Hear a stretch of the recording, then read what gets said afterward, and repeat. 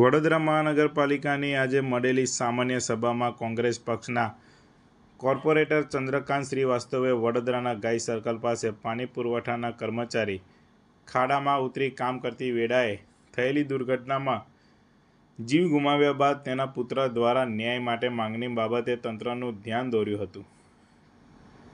તેમણે જણાવ્યું હતું કે તંત્રની ભૂલ હોવા છતાં આ પરિવાર તંત્ર સામે કેસ કર્યો નથી. તંત્ર પાસે ન્યાયની માંગણી કરી રહ્યો છે. આ પુત્રને નોકરી મળવી જોઈએ તે માટે તંત્ર 9 મહિનાથી સ્થાયી સમિતિને દરખાસ્ત આવી હોવા છતાં કામ કરતું નથી. ત્યારે આ બાબતે તંત્રએ વિચારવું જોઈએ તેમ જણાવ્યું હતું.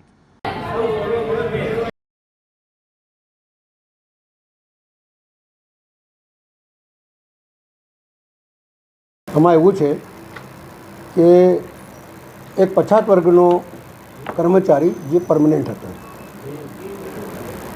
હાઈકોર્ટનું ડાયરેક્શન છે કે કોઈ પણ વ્યક્તિને ડ્રેનેજમાં નહીં ઉતારવું, ખાડામાં નહીં ઉતારવું. તેમ છતાં પરમનન્ટ અધિકારી પોતાના ઉપલા અધિકારીની વાત સાંભળી લોકોને પાણીની તકલીફ હતી પેલા ગાય સર્કલ પાસે, ત્યારે એમને નીચે ઉતાર્યા અને બચારો અંદર ગયો એટલામાં ભેકડ પડી ગઈને માણસ મરી ગયો.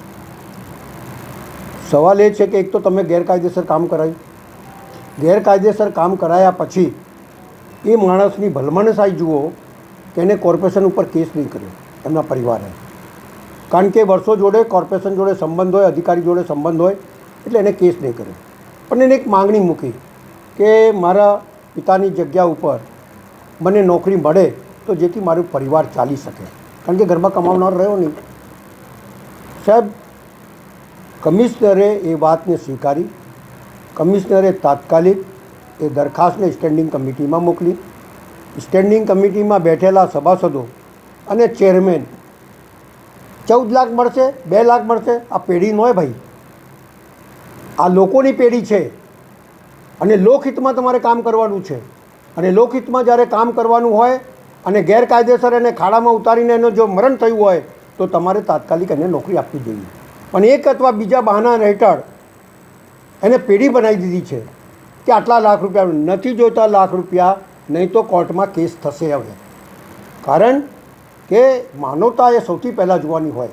કાયદો બી એવું કહે છે કે કોઈ બી કામ કરતાં પહેલાં માનવતા જોવાની હોય. તો માનવતા મરી પરવાડી છે ભાઈ તમારી. જ્યારે એનો પરિવારનો સદસ્ય, એનો છોકરો નોકરી માંગતો હોય તો તમારે નોકરી આપવી જોઈએ.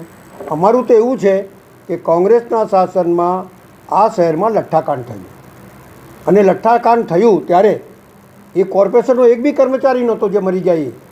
પણ માનવતાને ધ્યાનમાં રાખીને એ વખતના શાસક સત્તા પર જે લોકો હતા કોંગ્રેસના, એ લોકોએ બધાને ઘર પરિવારમાંથી એક જણને નોકરી આપી. તો આ માનવતાનું કામ કર્યું છે. તમે તો પોતાના કર્મચારીને તમે સાંભળતા નથી. એ તમારી કઈ જાતની નીતિ ને રીતિ છે એ સમજવાની જરૂર છે. એટલે આજે મેયરશ્રી સામે, કમિશનર સામે અને ચેરમેન સામે આ પ્રશ્ન મુદ્દો મૂક્યો છે. હવે જોઈએ કે નેક્સ્ટ મિટિંગમાં શું કરે છે અને કઈ રીતે અમે આગળ વધીએ. અને આગળની રણનીતિ અમારી કોર્પોરેશનની સામે જ હશે, કારણ કે કોર્પોરેશનમાં તો કમિશનરે સીધું દરખાસ્ત મોકલી છે. પણ હવે સ્ટેન્ડિંગ કમિટી નહીં કરતી હોય તો એની સામે પણ કોર્ટમાં કેસ કરવામાં અચકાઈશું નહીં, એ મારો વાયદો છે લોકોને.